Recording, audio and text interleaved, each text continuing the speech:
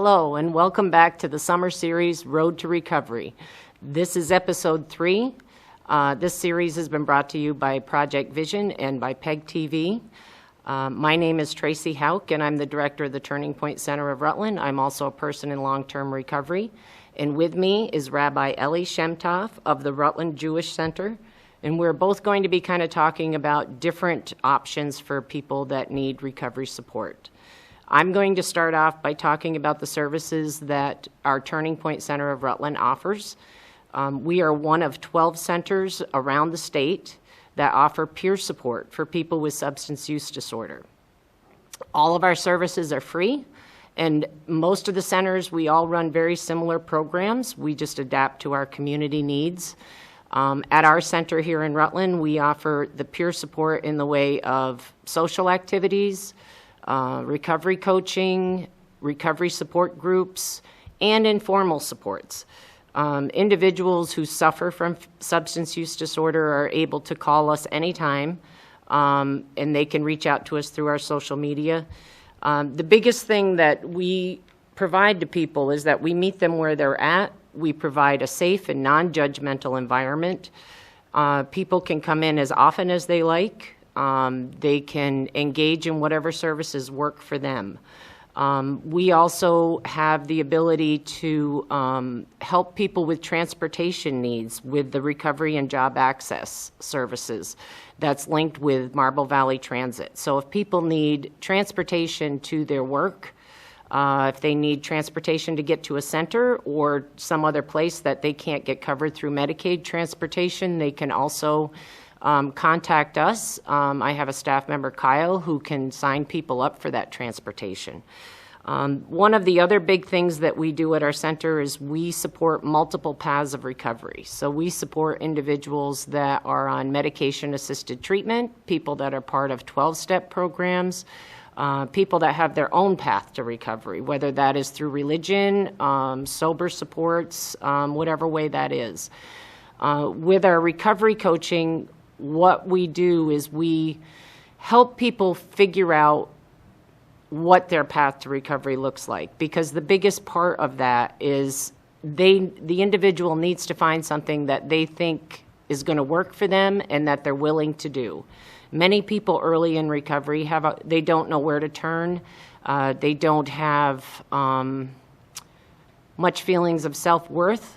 They're ashamed. The stigma, the embarrassment of having a substance use disorder and possibly having charges. So they don't think anybody thinks anything of them. And what we try to do is instill hope, see the value, look at them as an individual who's struggling and that is suffering from a health condition just like any other health condition. Our door is always open. People can come in. You know, they may come in and have a conversation with us. We can provide resources to different referrals to different agencies, such as if they need housing supports, if they need transportation, like I said, if they need to get into inpatient treatment, if they need to get on medicated-assisted treatment, we can provide information on what that looks like and how they can access it. For family members of people with substance use disorder, we provide a lot of supports for them too. We have a family addiction recovery group that is for people in recovery and family members. We also provide recovery coaching to family members. The biggest issue that I see is that stigma holds a lot of people back from getting help. They don't know where to turn. Family members are embarrassed and ashamed. They feel sometimes responsible for what happened to their loved one that suffers from a substance use disorder. But, you know, we feel at the center that people need to have open conversations about this. I think about the number of family members that I have provided support to, and a lot of times it's that embarrassment that keeps them from reaching out to people. And sometimes they don't understand addiction, so talking to somebody who's been through it can help them understand a little bit more. They sometimes have, you know, misconstrued ideas about why people behave the way they do. But, you know, at our center, we understand that a lot of the trauma that people have gone through in the past, a lot of the hardships, the things that they have, the pain that they have caused, once they get sober, it's very overwhelming to deal with that when you're sober. You know, it just compounds so much, and you feel like you're not worth anything. And their behaviors are very self-centered while they're using. So they're not thinking of anybody else's feelings or how they respond to them, or, you know, how, if it makes sense. So explaining that to family members, you know, I think about it a lot of times, you know, when I meet a new family member, they come in and they're embarrassed, they may be ashamed, they don't want people to know. But, you know, the thing that strikes me is that, you know, their loved one, whether it's their child or what, is out there using with many other people. Those people have parents too.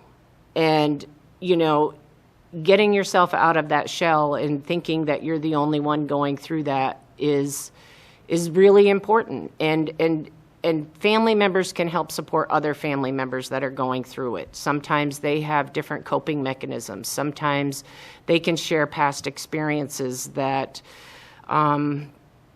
make you feel like you're not so isolated and you're not alone. You know, most of the people that I've met that are moms feel like they were maybe a failure at being a mother, that they just don't know how to reach that person. And, you know, what we try to do is to promote self-care.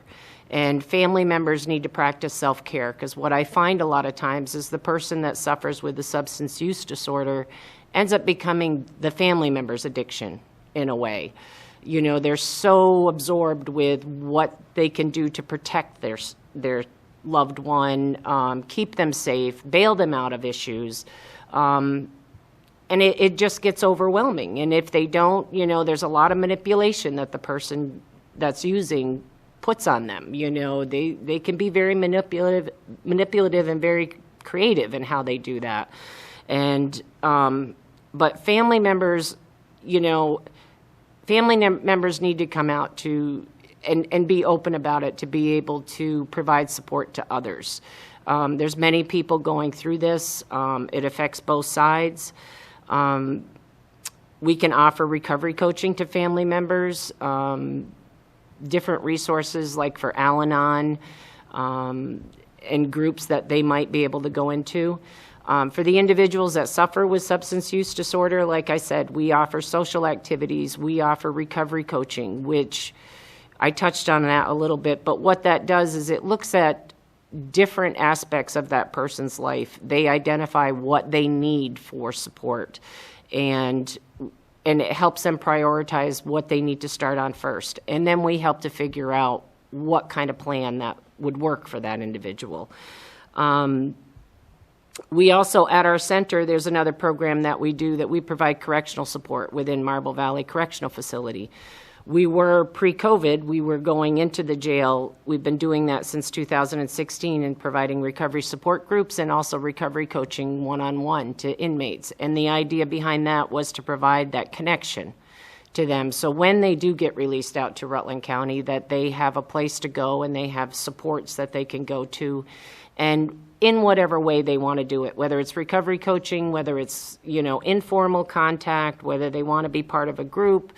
And we found that to be very beneficial. You know, the opposite of addiction is connection, and that's what we try to provide. And we do not judge people on their worst moment in life. It's not a matter of what they've been through or what they've done in the past. It's where do they want to go in the future, and we really want to instill hope in them that they are worth it. So many individuals have gone through trauma in their past, and they may not feel like they are ever going to amount to anything, but they can. And I think, you know, providing, if you would, mentorship or role models is very helpful to show them that things can be done. If they've never seen it in their life, if they came from dysfunctional homes, if they never felt supportive or supported, and their childhood and didn't feel that they got a sense of value. It's very hard when you become an adult to feel like you're worth anything. So we try to show them that there is another way out. And, the multiple pathways, it's whatever works for those individuals. We have many individuals that we have followed for a number of years, and sometimes they come in for a while and they stay involved, and then maybe they disappear, maybe they relapse or they have a slip. But the open door policy that when they're ready to reach out again and come back in, the door's open. They're already part of our family. They're part of, our community, our fellowship. We also can provide help if people are unsure if they want to go into 12 steps. We can provide information on what 12 steps look like and, kind of explain that through one of our recovery groups that's called Making Recovery Easier. It discusses the high points of 12 steps. So, we're basically there to provide information on what different types of recovery supports there is. We also have recovery coaches that go into the emergency room. We're on call 24/7, and several centers across the state offer that service too. We do a lot of outreach, and you need to go where the people are at. At our center during COVID, of course, a lot of our social activities have been stopped because of, social distancing and all the precautions in place for COVID, but we have started going to a lot of the local motels that people are housed at during this, and we're providing harm reduction kits that are provided by the state. And in that, we have Narcan, we have fentanyl testing strips, plus we have all the business cards and information about our center, the Vermont Help Link, and other resources in that bag. And we just go to the hotels and we just interact with people in the parking lot and drop off the bags. We have had some people reach out. I think, many people didn't realize how they could reach out to us. And like I said, many people can reach out through our Facebook page. They can reach out through our web page. They can call us at the center and leave a message. We can do recovery coaching over the phone. We can provide support in whatever way works for them. So I'm just urging family members, people that are suffering, if you're feeling like you need to start that road, we can be the starting point for you. We can help connect you to clinical services if you need to. We can help you with navigating getting into inpatient treatment. We can just be that person that you can talk to. So with that, I'm going to turn it over to Rabbi Ellie to talk about what she does to provide recovery supports. Thanks, Tracie. So the topic we're talking about today, recovery support or resources for recovery, is one that's close to my heart as the ex-wife of an alcoholic who passed away about 10 years ago, and it's one that I focused on as a rabbi. It's one that I've also focused on when I was studying to be a rabbi. In fact, I wrote my thesis on this topic. So what I want to do in the next 15 minutes is show how the Torah can be a resource. And just to clarify, when I use the word Torah, which means teaching in Hebrew, it specifically refers to the 5 books of Moses from Genesis to Deuteronomy, but it can also refer to the entire Hebrew Bible, prophets, writings, all the other books. And if you take a few more steps back, Torah can refer to the totality of all of Jewish teaching, culture, and practice. And today, I'm probably going to be more focused on that last meaning, the totality of Jewish teaching. And I'm going to look at this topic from a Jewish viewpoint, but I guarantee you the same kinds of resources can be found in many, if not all, sacred texts in all religions. Oops. So it isn't hard to find a mention of spirituality in the 12 steps. For example, in step 3, made a decision to turn our will and our lives over to the care of God as we understood God. And step 11, sought through prayer and meditation to improve our conscious contact with God as we understood God, praying only for knowledge of God's will for us and the power to carry that out. So it's important to emphasize this phrase, God as we understood God, Because maybe that word doesn't ring true for you and you'd rather say something else, connect to something else, let's say a higher power of your understanding or anything else that you're comfortable with. And I've even heard people talk about something as basic as a stick of my understanding. So the point is that the steps are meant to be acceptable to people of any faith or people of no faith. And according to Rabbi Paul Steinberg, who is a recovering alcoholic, spirituality begins from a very personal and individual place. We encounter God or a higher power or a stick from where we uniquely stand in the world. So we're going to look at the Bible in a minute, but I wanted to share something with you, something from the daily Jewish liturgy, from the prayer book. So Jews recite a prayer every morning that's essentially thanking God for restoring our bodies, that our bodies are functioning. Thank you, God, for restoring my body in a functioning way. Arteries, glands, and organs, marvelous in structure, intricate in design.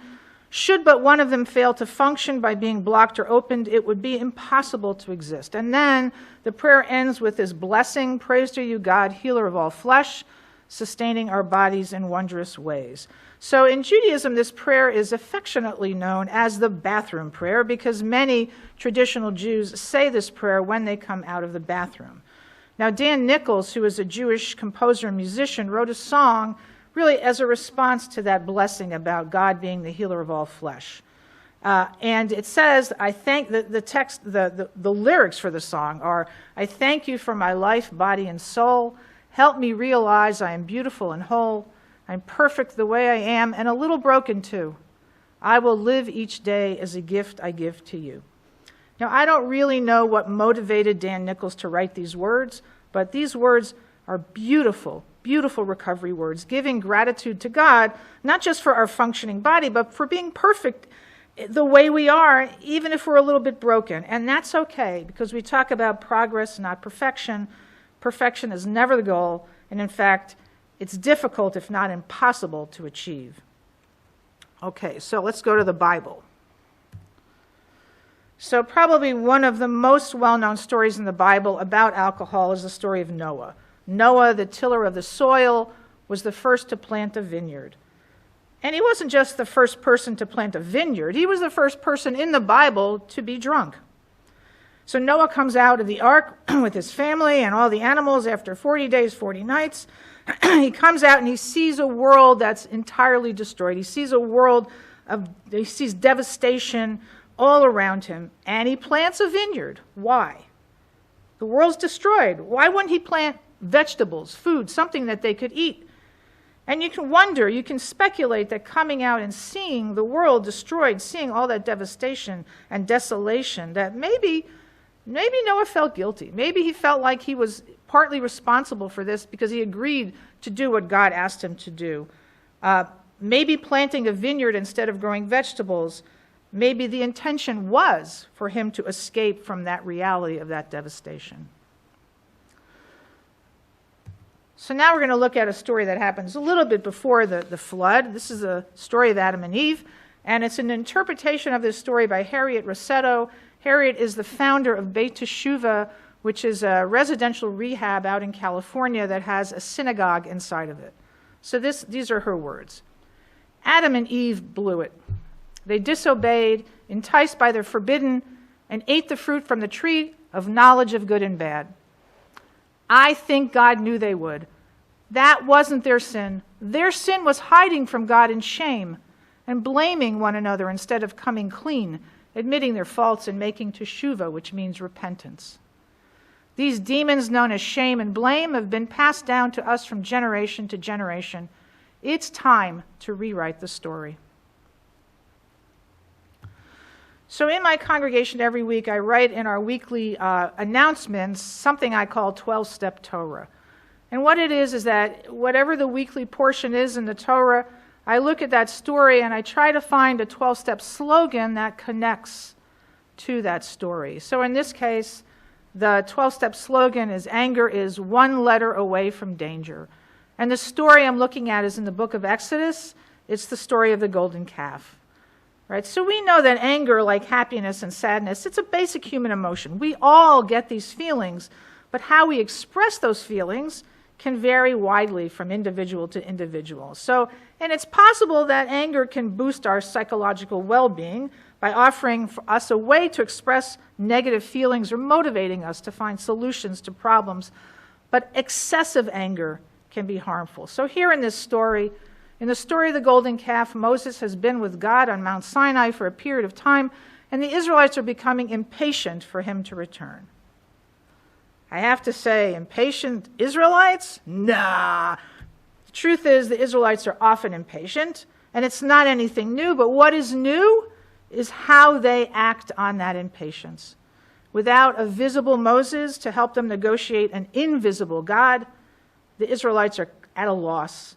So they asked Moses' brother Aaron to build a very visible golden calf. And of course, God sees what's happening. God gets angry, and as Moses often does in the Torah, Moses calms God down. But then Moses goes down the mountain himself, and he sees with his own eyes the extent of the Israelites' shenanigans.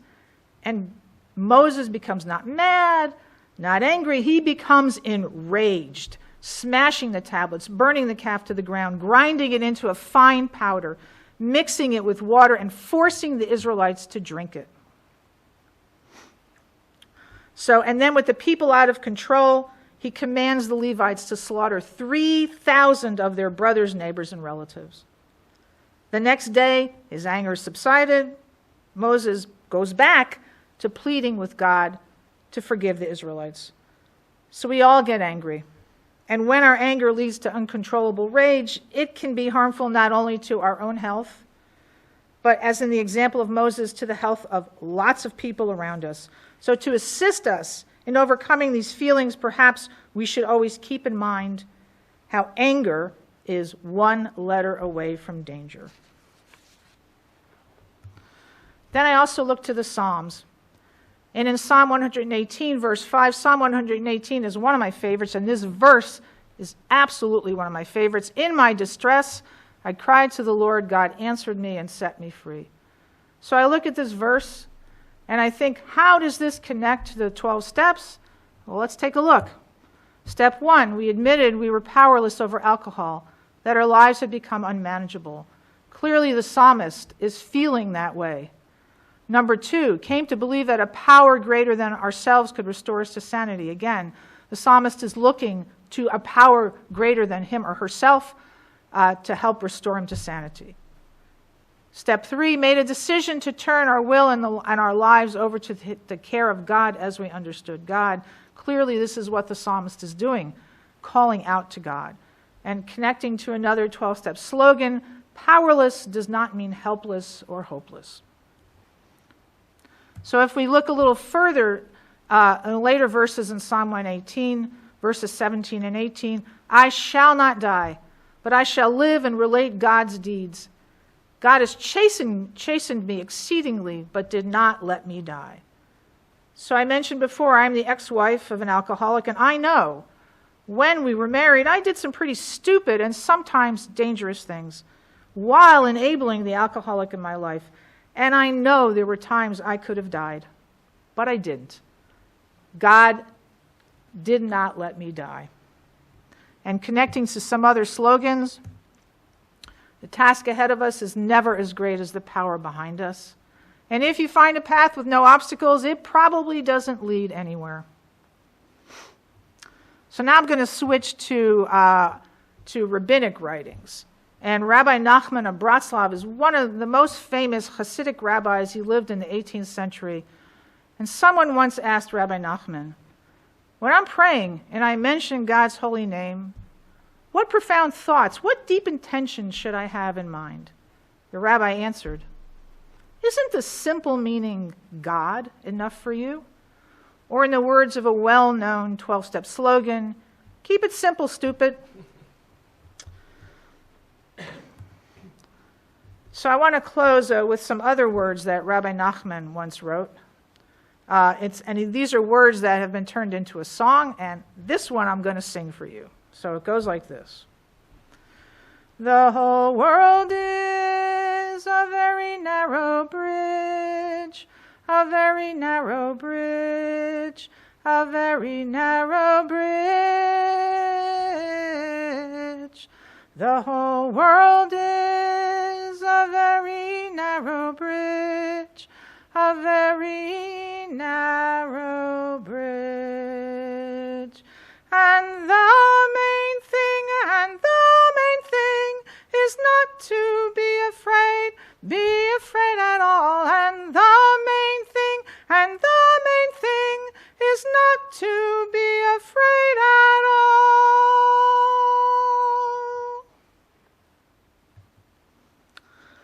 So that's my presentation this morning, and I want to thank you and invite you to explore these ancient texts, which I hope I've demonstrated provide much wisdom and guidance when it comes to recovery.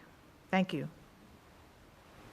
Thank you, Rabbi Ellie. That was very interesting, and I love the linkage to 12 steps. I am a person in 12-step recovery, or that's how I started my journey. My journey now in recovery is doing the work that I do, you know, and I gained so much from your presentation. Thank you. And I think the biggest message we want to get out is that people, if you're struggling and you don't know where to go, whether you're a family member, whether you're the person that's struggling with addiction, you need to make that first step. And if it means calling the Turning Point Center, if it means contacting Rabbi Ellie, if it means going to your church and talking to somebody, I urge you to do it. Don't let stigma hold you back from doing that, because nobody gets better when they're just feeling the shame and the stigma. We have to open up the conversation. We need to be able to talk freely about it. I know for myself, being a registered nurse in my past life, when I got caught with my addiction, I would have given anything to have other registered nurses to talk to that had been through it, because I know there were many. But the stigma, the shame, keeps them from coming out. And, you know, I've met a few, but it really would have been helpful to me to have the guidance of somebody who had been through it. And I think we all need that. We need somebody to walk along beside us when we're dealing with these issues. So I want to thank you for joining us on this episode. We'll have another episode, I believe, in a couple weeks, but it has been our pleasure to be here, and please reach out if you need any support. Thank you.